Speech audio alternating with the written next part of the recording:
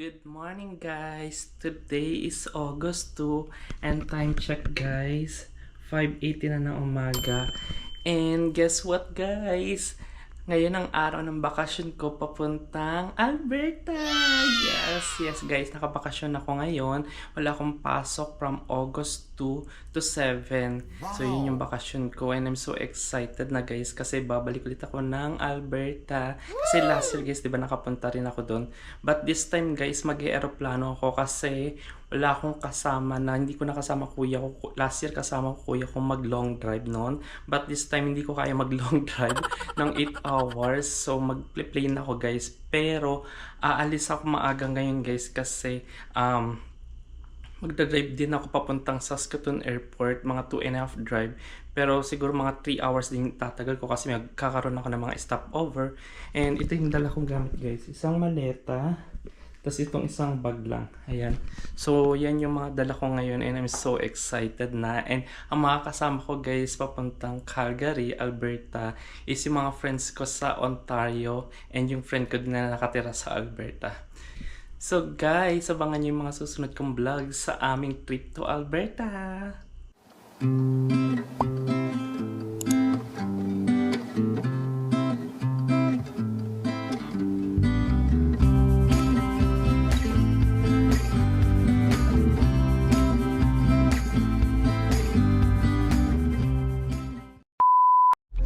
So andito na ako guys sa sasakyan and time check, it's 5:28. So tama-tama guys, alis ako mga 5:30 dito, mga 5:35.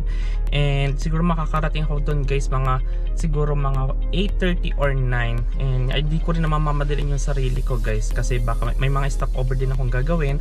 And mas maganda rin mas maaga din guys kasi maghahanap ako ng spot nitong aking itong sasakyan guys. Sabi ko nga iiwan ko tong sasakyan guys sa airport ng ilang araw and bayad na yun guys. So maghanap ako ng magandang spot para at least hindi ko rin kasi alam, first time ko lang din magpa-park guys sa Saskatoon Airport and hindi ko rin alam kung safe ba doon, pero I think safe naman. Wala naman ako naririnig na hindi safe doon. But anyway guys, sobrang excited na, kinakabahan na ako guys kasi ngayon na lang ulit ako guys makakalabas ng Teasdale, as in. So I'm so excited sa trip na to guys, kaya more vlogs coming guys sa trip na to.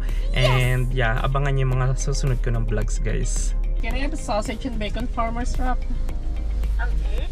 And a medium French vanilla, please. Okay. That's everything. Okay, see you soon. Thank you.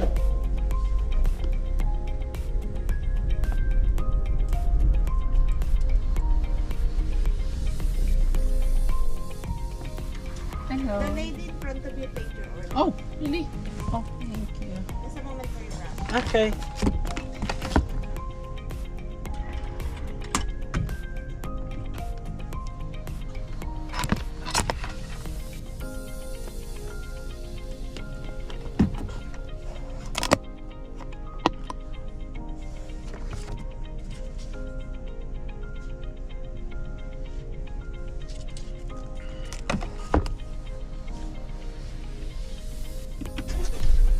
Thank you.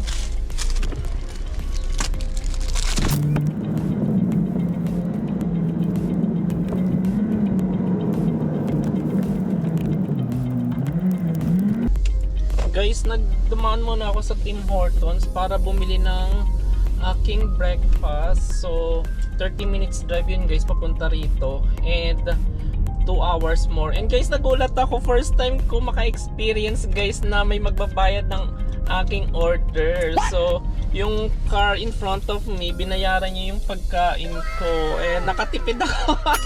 Thank you sa lady na nagbayad. Nice. Dapat pala binayaran ko na rin yung car na behind me, pero well, first time ko maka-experience nun guys na may magbabayad sa akin. Nakakatuwa naman. So yun guys, 2 hour more drive. So let's see, maaga pa naman, time check it's 6:05.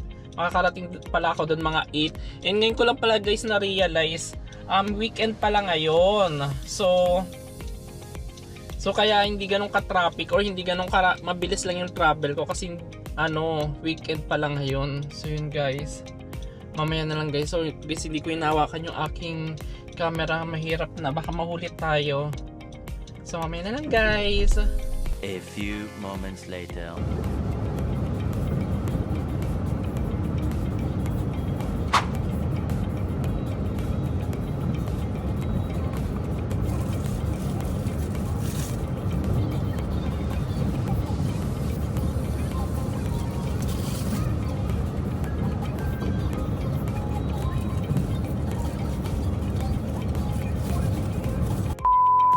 Guys, andito ako ngayon sa Coop. Magpapagas muna ako.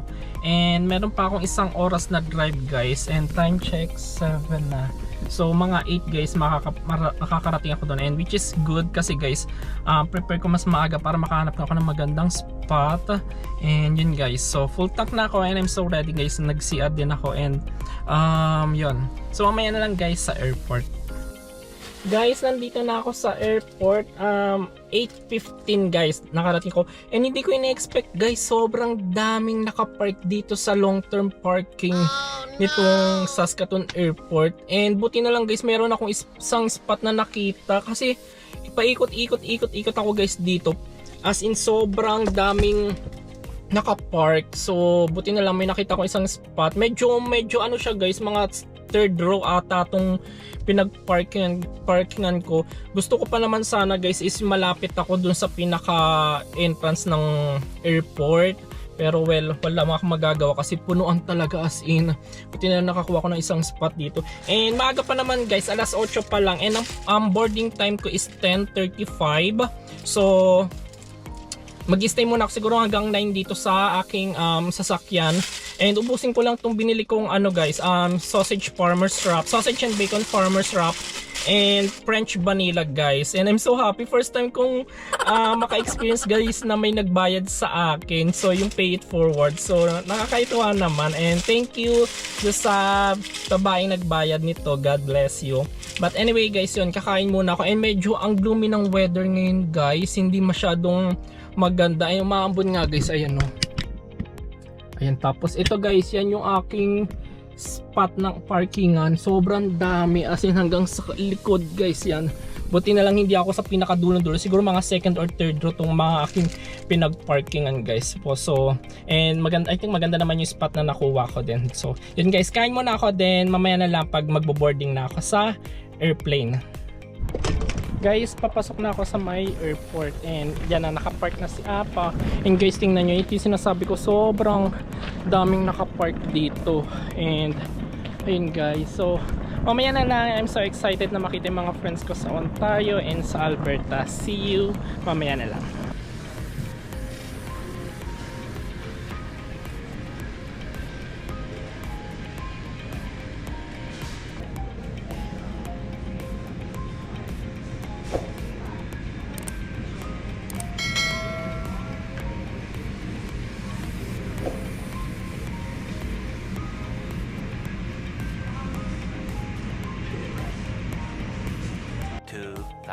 Years later. Guys, na-cancel yung flight ko. Dapat ang alis ko is 11:15. Pero nung una delay muna, tapos ngayon na-cancel. So ngayon guys, ang flight ko is 3:25 na ng hapon. So yun, yung mga kasamahan ko, yung mga friend ko sa Ontario, nasa Calgary na sila. Sabi ko sa kanila, mag-lunch na muna sila doon. Balikan na lang nila ako sa airport kapag nandun na ako. Pero good thing guys, at least nakakuha ko rin ng flight this afternoon. And yun guys, and sobrang hassle pala guys kapag naka-cancel yung flight. Kasi ang tagal nilang mag-process. Parang halos 2 hours ako nakatayo dun para mag-wait lang doon sa nila, para mag-wait sa booking ng flight. And buti na lang guys, may available. Kasi itong 3:25 guys, ito yung pinaka next flight. Buti na lang nakabook ako doon. Akala ko kasi baka hindi ako makabook. Fully book na siya. Ayun guys. Tapos ang dami na ko. May mga nakalimutan ko, may limit pala guys yung liquid dito. May mga na-confiscate sa akin. So kalimutan ko may limit nga pala siya. So ayun, yung mga hindi ko gagamitin or yung mga binigay ko na lang din, iniwan ko na siya sa doon sa inspection guys. Nakaka-stress pala to guys. But anyway guys, yun 3:25 na yung flight ko, and ang dating ko doon mga 4 ano oras pa, 4:40 ang dating ko doon. So wait na lang din ako dito sa loob. Wala rin naman akong gagawin, and hindi pa naman din ako nagugutom kasi kumain ako kanina, Tim Hortons. Ayusin ko lang tong aking gamit kasi guys, pinalabas lahat yung liquid sa aking bagahe. Pero I'm so happy guys, at least meron na akong next flight. So update ko na kayo guys pag nasa Calgary na ako. A few inches later. Guys, since alas 4 pa yung flight ko, so kakain muna ako dito, and Tim Hortons lang meron. So bumili akong sausage English muffin, Boston cream, tapos coffee guys. Hindi sila nagsiserve ng guys, ng lunch food, ng lunch wrap or lunch sandwiches. Lang, breakfast lang meron sila. So itong sausage English muffin lang kinain. So alas 4 pa yung flight guys, baka mamaya, hindi ko alam on time ba sila o baka ma-delay na naman, pero sana mag-on time guys kasi anong oras pa. Kung madedelay na naman sila, sobrang late na ako makakarating doon sa Calgary, and nagwe-wait pa sila doon. Pero sinabi ko naman sa mga friend ko na kumain na muna sila. So yun guys, kain tayo.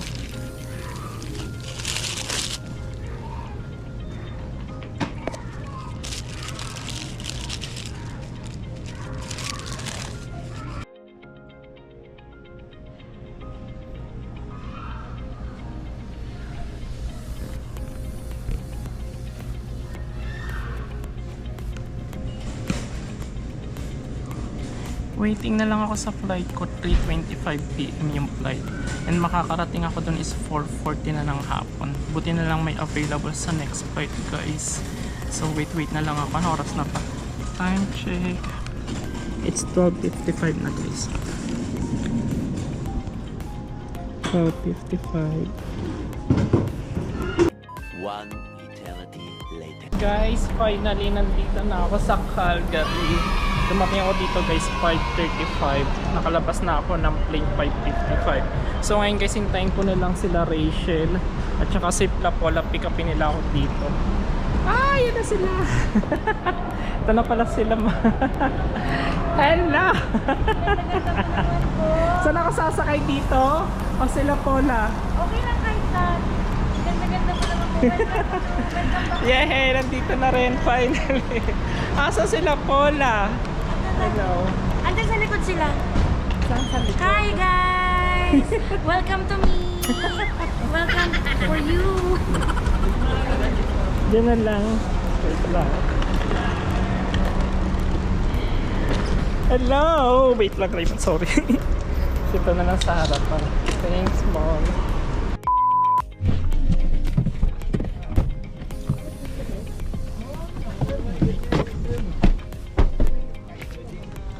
Hello! Finally! Oh my God! Wait, ay nag-iipi na tayo nagkikita eh. Sino paro-paro? Hello, kamusta? Tuwawa mo naman. Alas 8 ka pa ng umaga doon. Kaya nga eh. Hello, ang nagmano sa akin, sabi ko kaedad ko lang kit eh. Hello. Sabi niya. Finally guys, nandito na ako. Parang unang flight ko na delay, tapos na-cancel, tapos na-delay na naman. So guys, nandito na kami sa Mississauga. Sa Seafood City. Mag-grocery lang muna kami. Then after nun, uwi na kami sa Airbnb. Guys, ito na siya.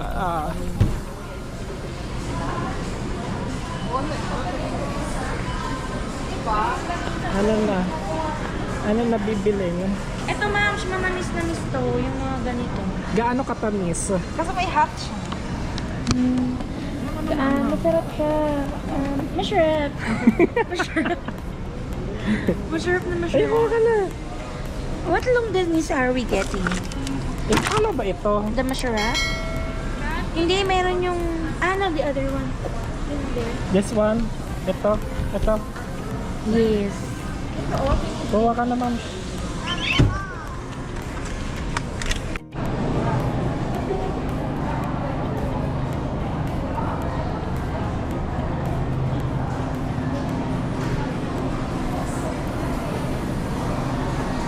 Ayan na po, ang paborito nitong dalawa ay talong. Gusto ko yung... Malalaking talong. Dala ko yung talong ko eh. Nangingitim na talong. Ayan. Dala ko yung talong ko, so okay lang. Hi, Okay talong. lang. Ay. So yan guys, ito na yung mga pinamili namin. And para sa baon namin bukas sa pag-alis namin. Okay na yan, so uwi na kami para makapag-ready na for tomorrow. Yeah. Tapos magana tayo guys, Airbnb tour. So yun guys, mag-check out na kami. Guys, may BTS ako nakita. Si Jungkook, si Taeyong, si Jin, si Kilala ko to, si Jimin. si Suga, si Suga, si RM. Oh, wait, ako nga eh. Sino to? Limin mo. Oh, Song BTS. Yeah guys, may BTS dito. Ayan. Kilala ko sila dati. Ito si Jin na aking bias. Ayan, si Jin. Ayan, may pangalan. Suga. Suga. RM. Jimin. J-Hope. Si BTS. Pero Amerikano lang yung plano niya. Amerikano lang. Bongga, may pa BTS dito. Kinakain na supervisor sa... BTS fan ka ba? Now? Sinong K-pop fan mo? Sinong K-pop ano mo, idol? Masyado ano. 17? Oh, oops. Ang idol niya daw sa K-pop, 17. Sinong K-pop idol mo? Lee Min-ho. Hindi naman K-pop. Ay, di ba K-pop yun? Nakakatawa Ano, naman. SB19. Naging K-pop na sila. Ang saya, may K-pop na ano din. Oh, let's go na para makapag-tour na tayo sa Airbnb natin. So guys, papunta na kami sa Airbnb and nandito na ako sa kabilang sasakyan naman kanila Keno. Paula! Hi!